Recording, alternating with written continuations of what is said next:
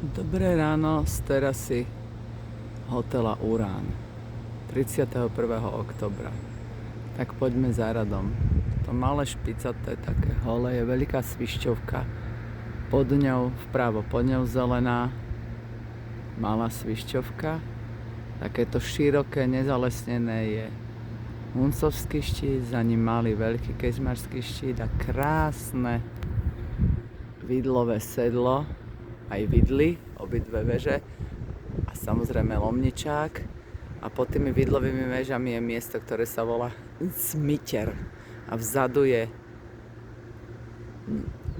nejaká Jordánová lávka dokonca, ktorú viem, že Ringo prešiel a tuto sú Lomnický štít, Lomnická priehyba, Lomnická kopa, Lomnické sedlo, Lomnický hrebeň a Lomnický hrb. A tuto je Slavkovský. Ten sme aj vyšli. Na tuto je pohľad na dolinu.